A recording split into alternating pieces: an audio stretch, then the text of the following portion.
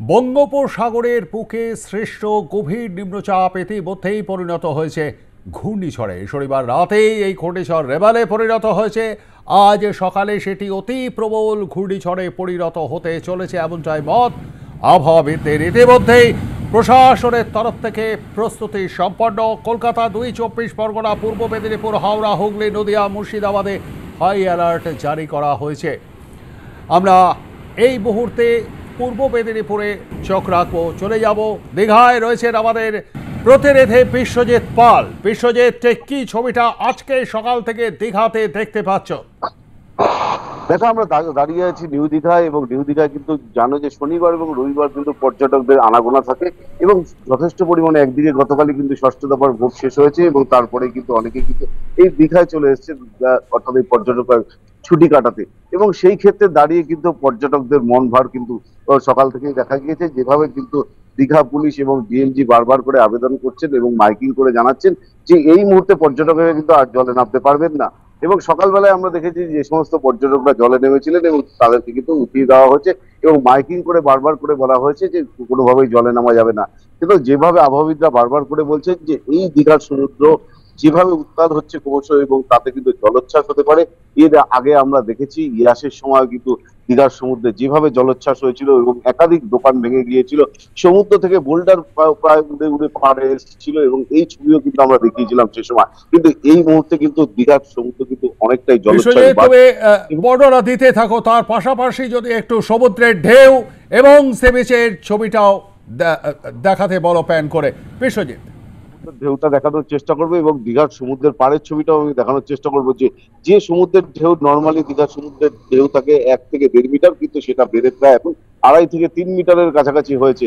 এবং তার পাশাপাশি তুমি জানো যে বঙ্গোপসাগরে যে সুপার সাইক্লোন তৈরি হয়েছে রেমেল, এবং সেই কারণে কিন্তু সেই ঢেউ বাড়বে। এবং পাশাপাশি এই মুহূর্তে কিন্তু যে সুপার সাইক্লোন থেকে প্রায় 190 কিলোমিটার দূরত্বে রয়েছে। এবং তার পাশাপাশি আমরা চিত্র দেখতে পাচ্ছি যে যেভাবে পর্যটকদের উপরে বারবার করে বলছেন দীঘা বিষয় সাধারণত এই সময় সি বিচগুলিতে দোকানপাটগুলি কিন্তু খুলতে শুরু করে। কোনো কোনো দোকান হয়তো খুলেও যায়, পসরা সাজিয়ে বসে পড়েন বিক্রেতারা। সেই রকম কোনো ছবি কি আজকে দেখতে পাচ্ছ না? সমস্ত কিছুই যেরকম আমফানের সময় ছিল সেই সময় আজকে সব কিছু বন্ধ। বিশ্বজিৎ, দেখে একেবারেই ঠিক দীঘার সমুদ্রের পাশে আমি দোকানগুলো একটু দেখানোর চেষ্টা করবো। আমার চিত্র সাংবাদিককে বলবো যে একটু দেখানোর চেষ্টা করবো যে যে সমস্ত দীঘার সমুদ্রের পাড়ে থাকে সেগুলো কিন্তু সম্পূর্ণ বন্ধ রাখা হয়েছে, এবং ওয়েস্ট বেঙ্গল, এবং তারাও কিন্তু বারবার করে আসেন, তাদেরকেও অনুরোধ করা হয়েছে যে দীঘার এখানে পর্যটক রয়েছে তাদের সঙ্গে চেষ্টা। কোথা থেকে এসছে, কোথা থেকে এই যে আজকে দীঘার আসতে বারণ করছে, তার মধ্যে আপনারা এসেছিলাম কালকে, আসছি দুধে এরকম বলে পেয়ে বলো আগে। এমনি জলোচ্ছ্বাস কি আগের থেকে বেড়েছে? অনেক অনেক বেশি। এরকম জল জল দেখা যায় দীঘা? না না না, আগে দেখি সকাল থেকে, তো ওই যে রাত্রেও ছিল। এর আগে ইয়াসের সময় ভয়ানক তৈরি হয়েছিল, দীঘা থেকে বোল্ডার কিন্তু পাড়ে উঠে এসেছিল। তারপরে আজকে বলছে তাকে তো হওয়া উচিত, তার জন্য আমরা ঘন্টায় 30 থেকে 40 কিলোমিটার বেগে ঝোড়ো হাওয়া বইতে পারে, এবং তার পাশাপাশি প্রবল বৃষ্টি।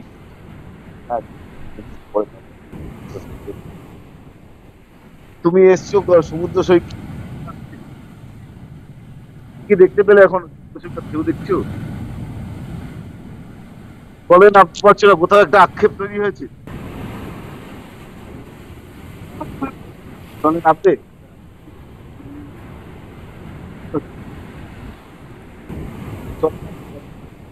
জলে নামি না কোনোদিনই। তো যাই হোক, ভালোই লাগছে এটা। দেখো, পর্যটকেরা কিন্তু দীঘার সমুদ্র আস্তে আস্তে যেমন নাকি বৃষ্টি মাত্রা বাড়ছে, এই ক্ষেত্রে দাঁড়িয়ে পর্যটকরা কিন্তু যে যার মতো কিন্তু এই সমুদ্র সৈকতের পাড় থেকে চলে যাচ্ছেন, এবং বারবার করে কিন্তু দীঘা পুলিশ যেটা বারবার মাইকিং করছেন, বলছেন যে সমুদ্রের পাড় থেকে সরে যেতে বলছেন। যেভাবে সমুদ্র সৈকত বাড়ছে, এবং তাতে কিন্তু ভয়ানক পরিস্থিতি তৈরি হতে পারে, এমনটা কিন্তু দাবি সকালে যে সমস্ত পর্যটকরা জলে নেমেছিলেন তাদেরকে উঠিয়ে দেওয়ার ব্যবস্থাও করেছেন দীঘা পুলিশ, এবং পাশাপাশি কিন্তু মাইকিং করা হচ্ছে এই মুহূর্তে, এবং সমস্ত দেখেছেন গতকালের যে নির্দেশিকা মানে রাজ্য প্রশাসন যেভাবে নেমে পড়েছেন, এবং তাতে একদিকে বিমানবন্দর কর্তৃপক্ষ। বেশ বেশ, ধন্যবাদ আমাদের সঙ্গে থাকবার জন্য বিশ্বজিৎ। কথা বলছিলাম আমাদের প্রতিনিধি বিশ্বজিৎ পালের সঙ্গে, এবং তা থেকে আপনারা শুনলেন এবং সচক্ষে দেখলেন এই মুহূর্তে আপনারা দেখছেন দীঘার ছবি মাইকিং করে প্রচার চালানো হচ্ছে প্রশাসনের তরফে। তার পাশাপাশি যে উৎসুক পর্যটক তারাও কিন্তু ইতিউতি উকি দিচ্ছেন বটে, তবে প্রশাসন করা অত্যন্ত, এবং সেখানে কাউকেই কিন্তু জলে নামতে তো দেওয়া হচ্ছেই না, বরং অনেকটা দূরে তাদেরকে সরিয়ে রাখা হয়েছে। একই সঙ্গে আজকে রয়েছে কোটাল, এবং এই নিম্নচাপ ইতিমধ্যেই কিন্তু পরিণত হয়ে গিয়েছে ঘূর্ণিঝড় রেবালে, যা আজ সকালে অতি প্রবল ঘূর্ণিঝড়ে পরিণত হতে চলেছে এমনটাই মত দিচ্ছেন আবহাওয়াবিদরা। ইতিমধ্যেই সতর্ক প্রশাসন, টানা 21 ঘন্টা আজ দুপুর 12টা থেকে বন্ধ থাকছে কলকাতা আন্তর্জাতিক বিমানবন্দর। কলকাতার নেতাজি সুভাষচন্দ্র বোস আন্তর্জাতিক বিমানবন্দরের অন্তর্দেশীয় বিমান এবং আন্তর্জাতিক বিমান দুটি টার্মিনালে কিন্তু বন্ধ রাখা হচ্ছে 21 ঘন্টার জন্য।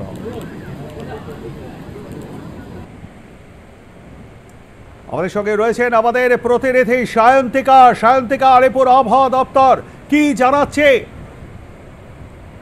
দেখো, প্রথমে যেটা বলবো প্রবীরদা, যে যত সময় গড়াচ্ছে ঘূর্ণিঝড় রেমালকে কেন্দ্র করে আশঙ্কা এবং উদ্বেগ দুটোই কিন্তু ক্রমশ বাড়ছে, এবং এই মুহূর্তে আলিপুর আবহাওয়া দপ্তর কিন্তু যেরকমটা জানাচ্ছে যে একেবারেই স্থলভাগের আরো বেশ খানিকটা কাছাকাছি এসে গিয়েছে ঘূর্ণিঝড় রেমাল, এবং এই মুহূর্তে খেপুপাড়া থেকে ঘূর্ণিঝড় রয়েছে 290 কিলোমিটার দক্ষিণ দক্ষিণ পশ্চিম দিকে, বাংলাদেশের মোংলা থেকে 330 কিলোমিটার দক্ষিণে, সাগর আইল্যান্ড থেকে 270 কিলোমিটার দক্ষিণ দিকে, এবং দীঘা থেকে 390 কিলোমিটার দক্ষিণে, এবং ক্যানিং থেকে 310 কিলোমিটার দক্ষিণে। এবং আলিপুর আবহাওয়া দপ্তর যেরকমটা মনে করছে যে রবিবার মধ্যরাতেই বাংলাদেশের খেপুপাড়া এবং সাগরের মধ্যবর্তী স্থানে এই মংলা যার কথা বলা হচ্ছে সেখানে কিন্তু একেবারে সর্বোচ্চ গতিবেগ অর্থাৎ 135 কিলোমিটার ঘন্টা গতিবেগে কিন্তু আছড়ে পড়তে পারে ঘূর্ণিঝড় রেমাল।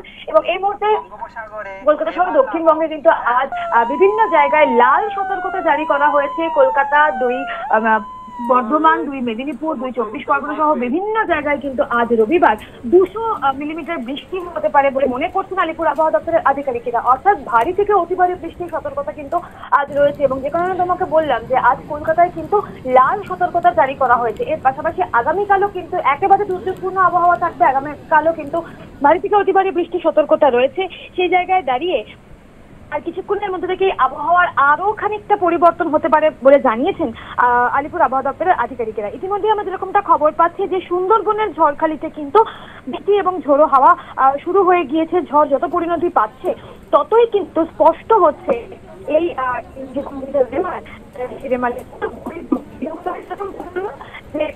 আজ মধ্যরাতে কিন্তু ল্যান্ডফল হতে পারে। এখনো কিন্তু ঘূর্ণিঝড় একেবারে অতি শক্তিশালী ঘূর্ণিঝড় রূপে উত্তর বঙ্গোপসাগরে এই ঘূর্ণিঝড় রয়েছে, এবং রবিবার সকাল আনুমানিক 1:30 অর্থাৎ এই সময়টা আমরা পেরিয়ে গিয়েছি 8:30 থেকে 10:30 নাগাদ একেবারে সিভিয়ার সাইক্লোনে পরিণত হওয়ার একটা সম্ভাবনা রয়েছে বলে মনে করছেন আলিপুর আবহাওয়া দপ্তরের আধিকারিকেরা। ইতিমধ্যেই কিন্তু সমুদ্র জলোচ্ছ্বাসের সতর্কতা রয়েছে, মৎস্যজীবীদের সমুদ্রে যেতে নিষেধাজ্ঞা রয়েছে। আজ রাত 11টা থেকে আগামীকাল সকাল 6টা পর্যন্ত শিয়ালদা ডিভিশনে বেশ কিছু লোকাল ট্রেন ক্যান্সেল করা হয়েছে। সতর্ক রয়েছে কলকাতা পুরসভা, একেবারে কলকাতা পুলিশের পক্ষ থেকে হেল্পলাইন নাম্বার খুলে ফেলা হয়েছে। এবং আরো একটা গুরুত্বপূর্ণ বিষয় যে খবরটা কিছুক্ষণ আগেই আমরা জানতে পেরেছি যে আজ এই ঘূর্ণিঝড়কে কেন্দ্র করে নন্দনে যে সিনেমাগুলি চলছিল তার কিন্তু শো বাতিল করা হয়েছে। সবকটা শোই আজকে বাতিল করে দেওয়া হয়েছে। একদমই তাই। ধন্যবাদ আমাদের সঙ্গে থাকবার জন্য। কথা বলছিলাম আমাদের প্রতিনিধি সায়ন্তিকা বন্দ্যোপাধ্যায়ের সঙ্গে।